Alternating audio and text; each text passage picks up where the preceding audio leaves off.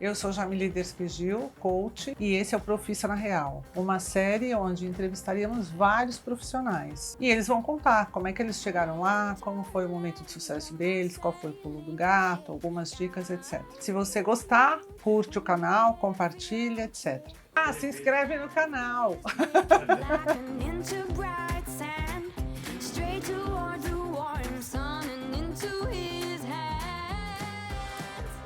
Bem-vindo, Anderson! Olá! Finalmente! Finalmente conseguimos marcar. Estou super feliz, obrigada por ter aceitado o convite. O Profissa na Real é um programa, uma série no YouTube que eu resolvi fazer para que a gente possa se inspirar com pessoas do nosso dia a dia, né? Amigos, professores, alguém da família. A gente sempre tem alguém onde a gente se inspira. Então eu trouxe você aqui. Ai, gente, que responsabilidade! Que responsa, né? Para falar na linguagem do nome do programa. É isso.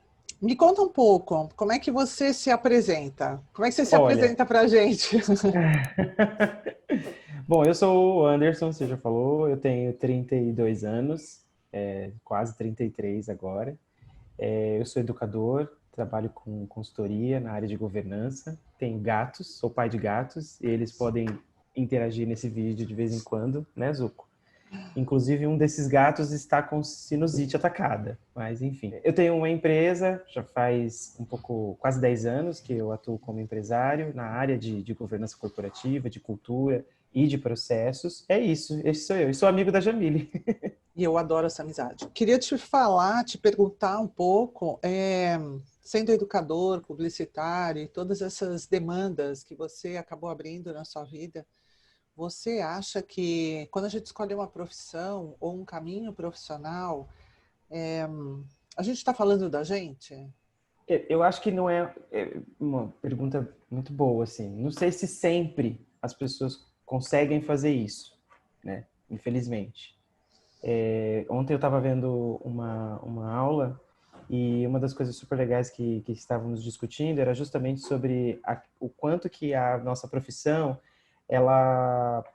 o nosso trabalho, vamos dizer de maneira geral, né? Não necessariamente a profissão onde eu estou empregado, ele é uma forma de extensão da nossa contribuição, né? Daquilo que a gente pode fazer no mundo, quando a gente tem condições de fazer isso. Então, eu acho que quando o ambiente permite, quando as variáveis permitem, quando as conjunturas permitem, sim, é uma possibilidade muito bonita, né, da nossa profissão, do nosso trabalho ser parte de nós, uma expressão da nossa personalidade, daquilo que a gente gostaria de contribuir. Então, quando não dá certo, aí é uma outra história, uma outra conversa. Ontem eu estava fazendo uma palestra sobre gerações. É interessante que eu também fui estudar um pouco mais do que eu sabia, pegar alguns depoimentos e tal. E é interessante como a gente não deixa de se comunicar com as gerações anteriores, né? Uma geração descobre um jeito de ser, um jeito de funcionar, estabelece aquilo, e a próxima geração ela sempre vem como uma contracultura, né? Como sempre foi na história toda, mas também, apesar da contracultura, se apresenta um novo jeito de fazer. Você percebe essas diferenças no seu dia a dia? Você trabalha com gente mais velha, gente mais nova? Como é que é o seu dia a dia na questão das gerações, já que você também é um empresário novo? Eu convivo muito com isso, sabe, Jamile? É engraçado, porque, bom, a Conscience, o trabalho na verdade, o que é engraçado é que desde criança eu sempre me relacionei melhor com pessoas mais velhas do que eu, né? Então, tanto nos ambientes familiares, eu tinha época quando eu era criança que eu falava para minha mãe, por exemplo, que eu queria ir dormir na casa da minha tia, e eu gostava de dormir na casa da minha tia também por causa da minha tia, né? Tinha meus primos, mas muitas vezes eu curtia estar próximo de pessoas mais velhas. Na adolescência, a mesma coisa.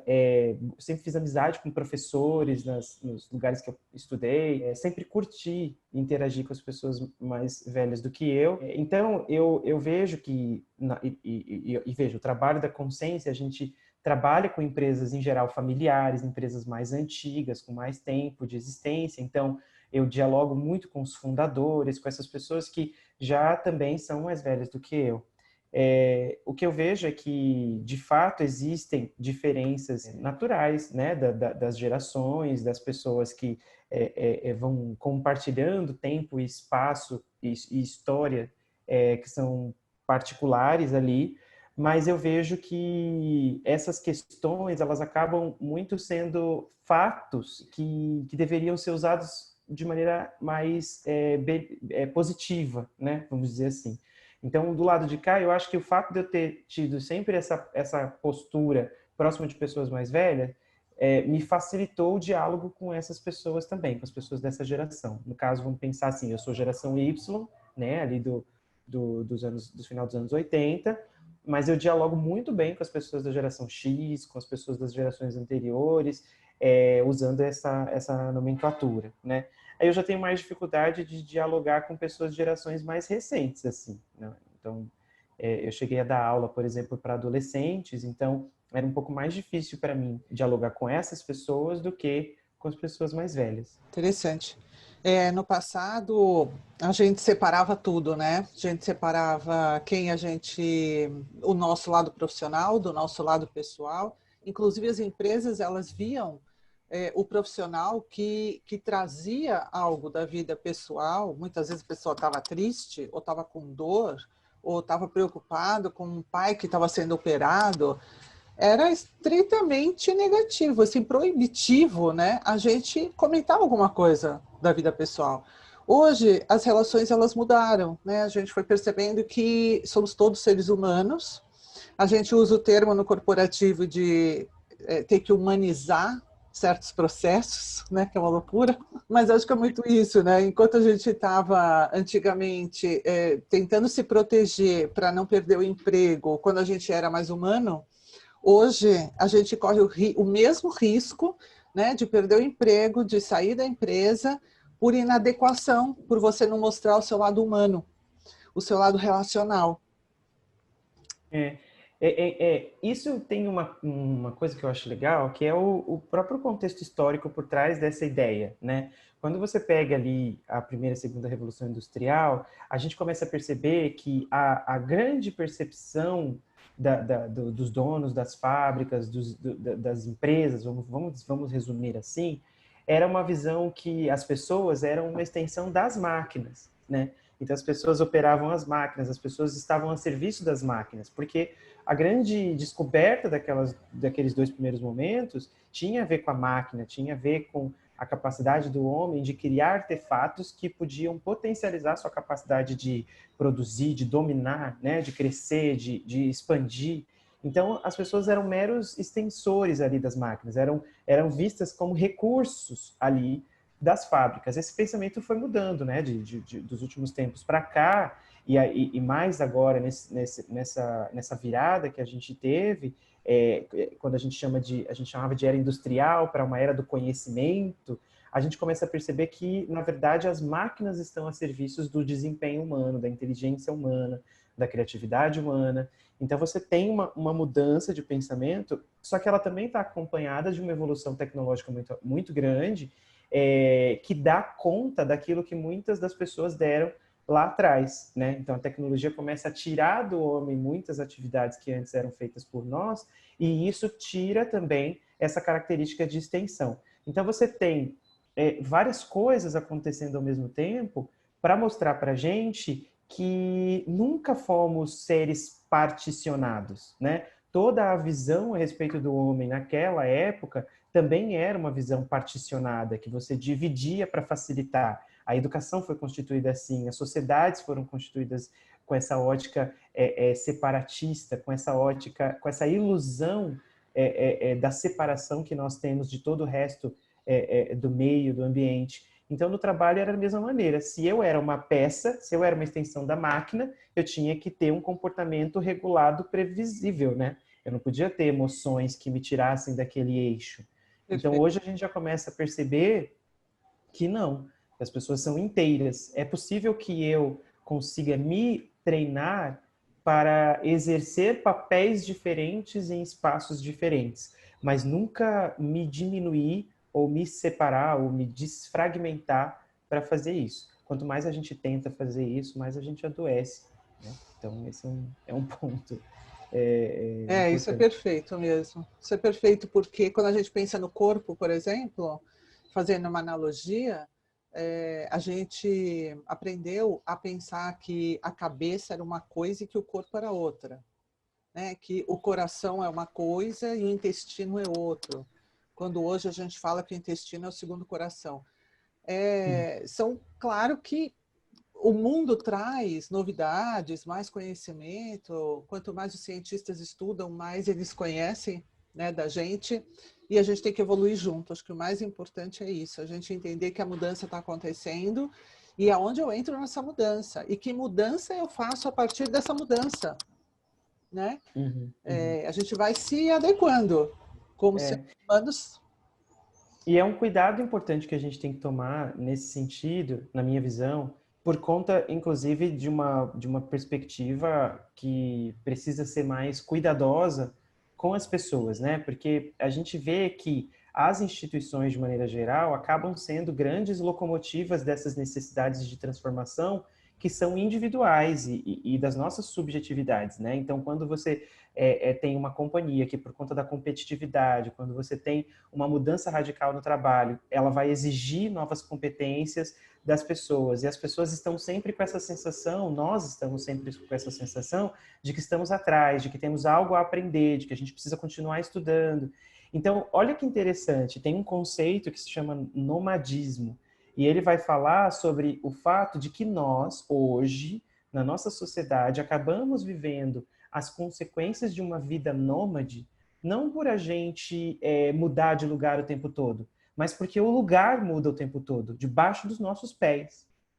Então a gente acaba vivendo as mesmas consequências de essa falta de clareza, essa falta de chão, essas incertezas que vão criando esse estresse, e a gente precisa se reidentificar, a gente precisa se reimaginar o tempo todo. Então é uma vida nômade a vida da gente hoje em dia, né? E isso é muito puxado pelas empresas. Então é importante ter esse cuidado e esse autoconhecimento bem desenvolvido para a gente poder buscar essas coisas de uma maneira mais consciente e mais equilibrada. Você foi empresário muito cedo. Você não teve uma carreira convencional, tipo, estou na faculdade, vou procurar estágio, e, e entra no estágio, fica não sei quantos anos, e aí depois, blá, blá, blá, né?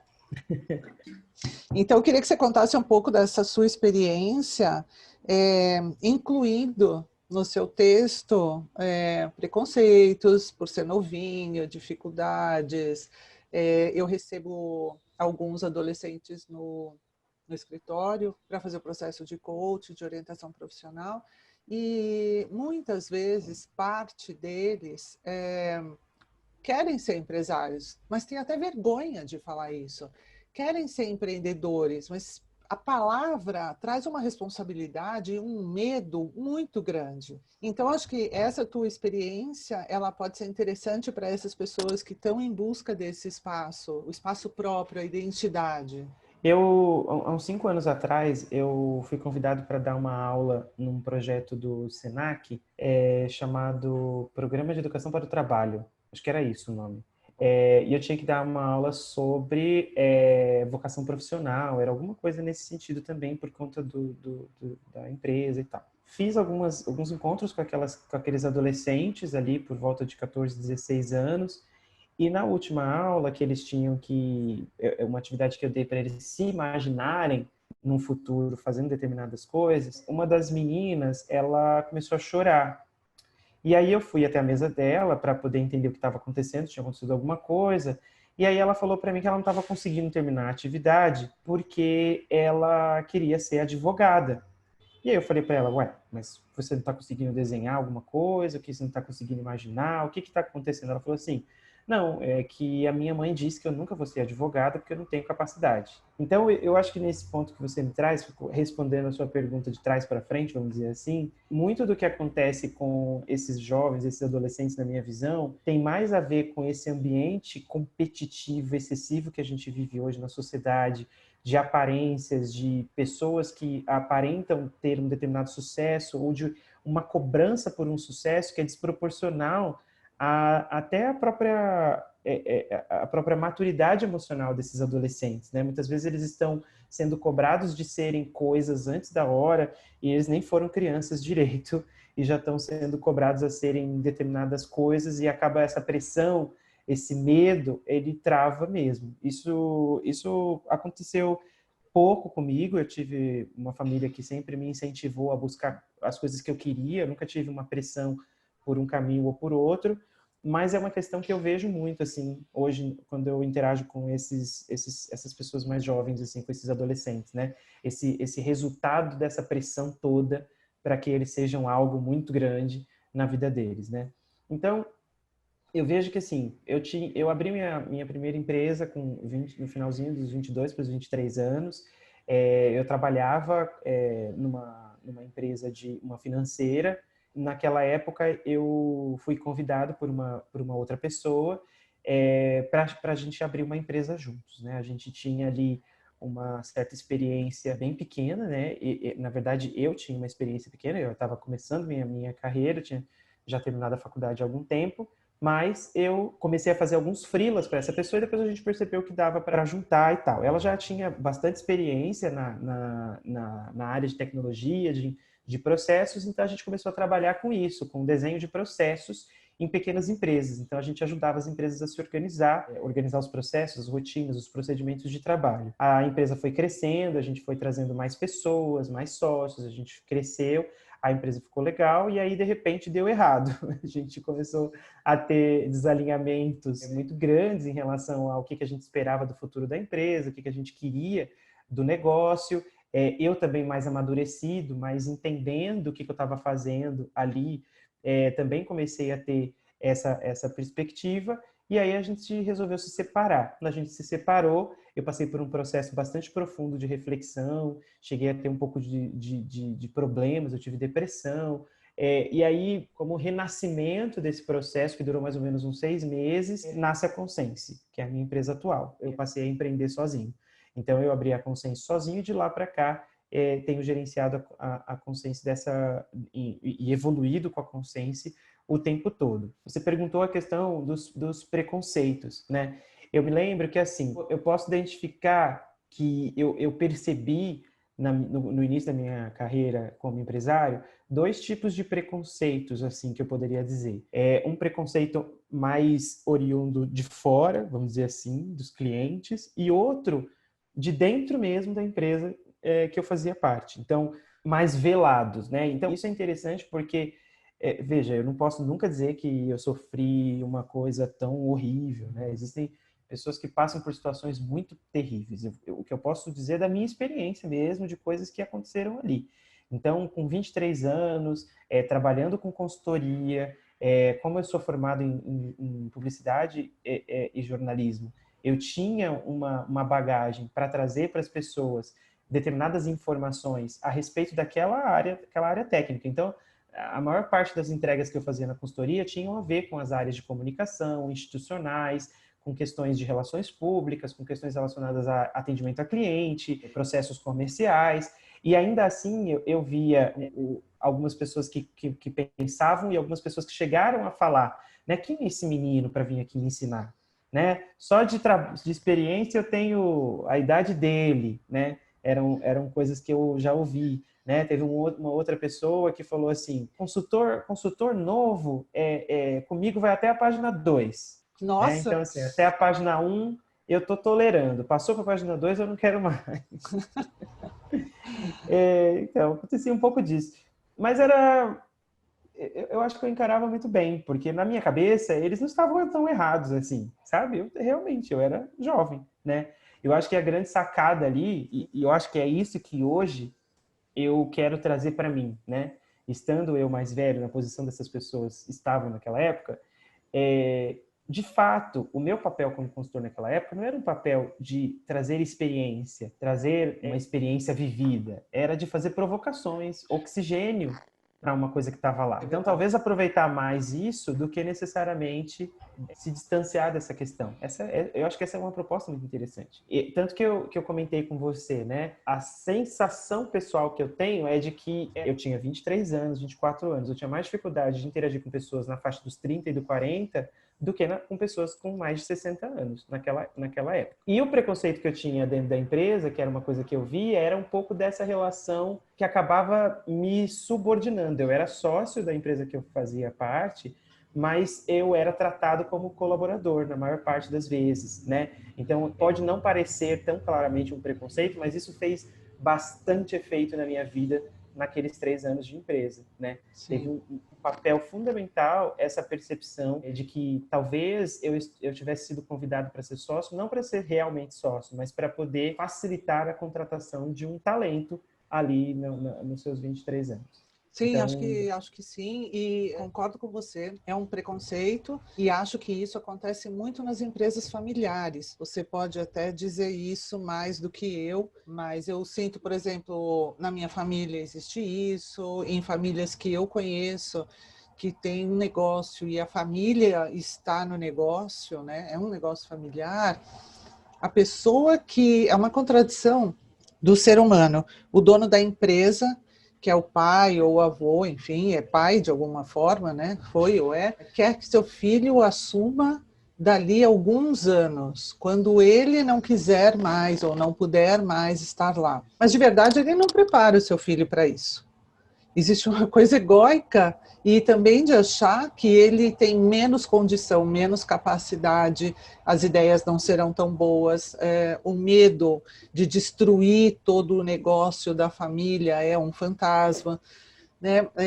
Então, acho que do mesmo jeito é essa relação de preconceito, de diminuir o outro em função da idade. Claro que não se tem tanta experiência, como você mesmo comentou, mas isso não significa que a pessoa não tenha boas ideias, porque às vezes é no pensamento simples que está a solução. Ele não precisa ser uma coisa rebuscada. A gente passou a enxergar respostas simples como complexas.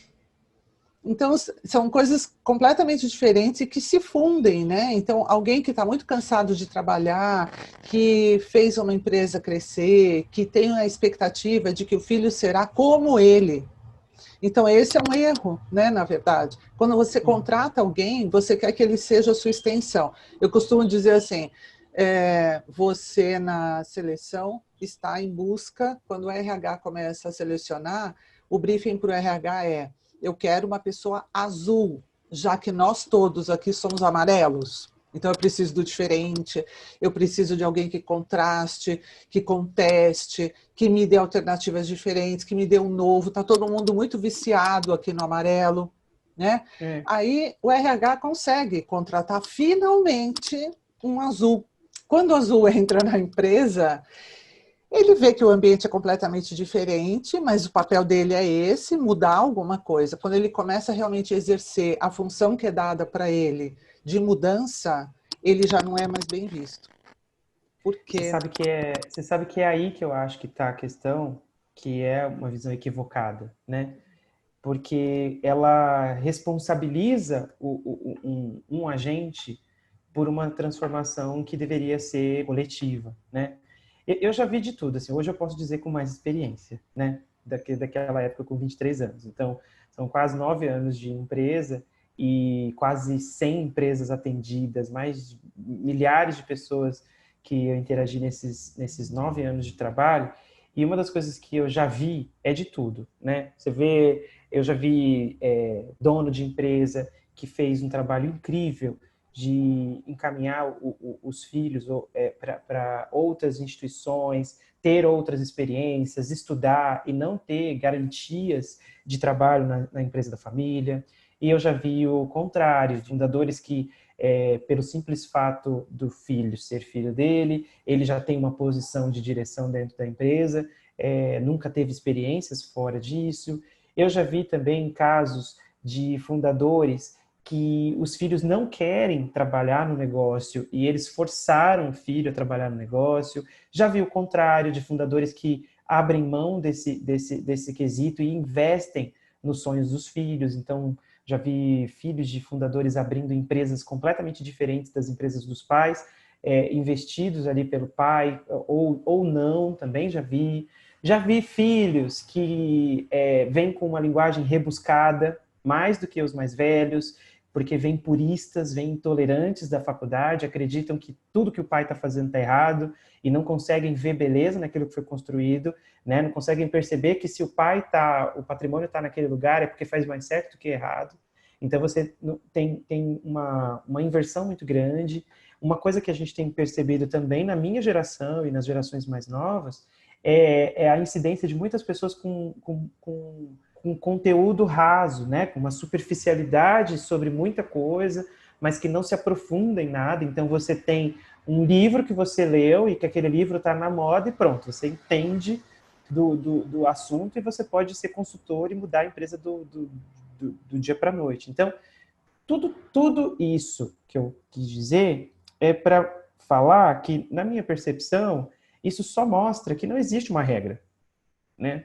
Que qualquer tipo de pré-conceito a respeito de qualquer pessoa, sobre qualquer elemento biológico, psicológico, qualquer coisa do tipo nesse sentido a respeito dela, não faz sentido, né? O que a gente precisa avaliar é a capacidade daquela pessoa de contribuir com um movimento que continua sendo coletivo dentro da minha organização. Eu preciso avaliar o quanto que aquela pessoa está interessada a lutar do meu lado pelo mesmo objetivo, o quanto que aquela pessoa tem valores que se alinham com os valores do meu grupo. Então, agora, a idade, a faculdade, a raça, o gênero, enfim, todas essas coisas, elas não têm absolutamente nenhuma relevância nesse sentido.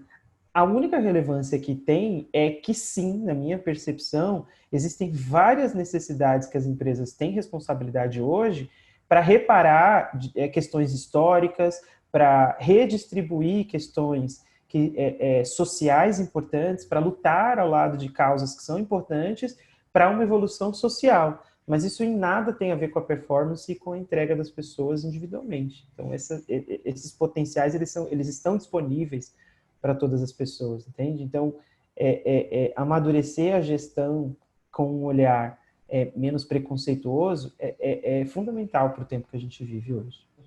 Agora, pensando em um conselho, uma dica, alguma coisa para aqueles que realmente querem abrir os seus negócios, o que você diria? Olha, eu não sei nem se eu posso dar tantas dicas assim, né? Fico Pode super dar feliz. uma? Eu fico super feliz em poder, de alguma maneira, contribuir. Eu penso, na verdade, assim, para empresários, você diz empresários, pessoas que estão abrindo seu negócio agora, né, e que são jovens, né, como eu era quando eu abri o meu. Isso. Apesar de acreditar que quando você está abrindo um negócio, não importa muito a idade, o medo, ele é muito parecido, sabe? Já vi pessoas com seus 40, 50 anos, no meio da carreira, abandonarem tudo para abrir um negócio e sofrerem nesse período, porque você tem uma mudança de mindset, uma mudança de vida muito grande, né? Mas o que eu diria, tanto para essas pessoas quanto para as mais novas, são três coisas. Eu acho que a primeira delas é para se tomar cuidado ao máximo, especialmente os mais novos, com o que eu chamaria de purismo, né? Ou de intolerância intelectual. Né? É muito comum que a gente, quando sai de um curso, quando a gente sai da faculdade, a gente se sinta muito poderoso com aquele conteúdo que a gente aprendeu e a gente acha que o mundo inteiro está fazendo errado, diferente do que a gente está fazendo. Então, eu acho que tem que se tomar muito cuidado com esse posicionamento purista, com esse posicionamento intolerante, que é muito característico de pessoas com alto grau de intelectualidade, mas com pouca capacidade relacional, talvez uma inteligência relacional baixa. E isso faz com que você dê muita pontada, porque na maior parte das vezes acaba criando mais confrontos do que necessariamente provocando conflitos positivos nas discussões, nos ambientes que você vai fazer parte. Uma outra coisa que eu diria para essas pessoas: lute contra uma tendência natural que nós temos, até por conta do mundo que a gente vive, que é reduzir as coisas a uma simplicidade que não é verdade, né? O mundo que a gente vive, ele é complexo, e a complexidade tem a ver com o fato de que tudo está interligado, né? Que tudo o que eu estou fazendo, eu estou dentro de contextos que se interrelacionam e que têm a ver um com o outro. Então, diminuir o meu consumo de água ou de carne não tem a ver só comigo. Tem uma rede de contextos interconectadas em relação a isso e que pode sim provocar mudanças do outro lado do mundo. Tem aquela frase de um filme muito legal que fala que o voo de uma borboleta pode provocar um tufão do outro lado do mundo, né? Então isso diz muito sobre o que eu quero dizer. Amplie a visão sistêmica, crie a capacidade de perceber no seu negócio quais são os impactos sociais, os impactos para as pessoas, quais são as conexões do seu negócio para além do seu negócio. Não fica só preso ali na atividade do trabalho, do seu negócio, naquilo que você faz. Tentar expandir a visão para coisas muito amplas e que tem a ver com o seu sucesso e tudo mais. E por último, a última dica que eu daria é cuide da sua saúde mental, né? Pode fazer curso, pode fazer pós-graduação, pode fazer doutorado, pode fazer tudo isso, não tem problema. Mas faz também uma terapia, né, gente? A gente está precisando de terapia no mundo hoje. Vai atrás de um aconselhamento, enfim, a maneira como você desejar, como você acreditar, é importante que a gente esteja o tempo todo vigilantes com relação à nossa saúde mental, às nossas ansiedades. Por que eu estou dizendo isso? Porque muitas vezes os nossos negócios podem ser projeções dos nossos medos, por exemplo, né? Eu já vi empresários na minha carreira como consultor que tentam resolver os seus problemas pessoais na empresa, né? Traduzir no seu negócio questões que são suas. E acaba que isso prejudica aquele negócio, né? Muitos propósitos de algumas organizações que eu passei, eles nem são propósitos da empresa, eles são propósitos baseados em alguma carência pessoal, em algum trauma pessoal daquele empresário. E isso, apesar de funcionar no início do negócio, por conta daquela energia do lançamento, quando passa o tempo, depois de 10, 15 anos na empresa, vai começar a dar problema. Porque aquele propósito, ele vai contaminar todo o resto da organização. Aquela projeção, aquela questão pessoal mal resolvida vai contaminar toda a organização. Então, eu vejo hoje líderes que acabam não trazendo talentos para a empresa porque competem com esses talentos, brigas entre sócios, questões desarranjadas na organização, empresas rachando no melhor fase da vida da empresa por conta de questões mal resolvidas intrapessoais, né, dos sócios. Então, cuidar da nossa saúde mental é importante para isso e é importante para enfrentar situações como que a gente está vivendo em 2020, para a gente ter musculatura emocional para lidar com a incerteza, com a mudança e com a complexidade. Então, eu diria que são os meus 3 aprendizados e as minhas 3 dicas. Anderson, chegamos ao final. Adorei. Nossa, como passou rápido. Passou rápido, né? E a gente adora conversar sobre isso. É verdade, é verdade. Quero muito agradecer a tua presença, a tua entrega, como sempre, super comprometido, foi ótimo, adorei, obrigada. Obrigado, meu bem. Também quero agradecer muito o convite, agradecer a oportunidade. É a primeira vez que eu falo mais da minha carreira ou da minha vida profissional do que das coisas do trabalho em si. Foi super gostoso. Muito obrigado, viu? Beijo. Sucesso para o seu canal também. Obrigada. Beijo. Tchau.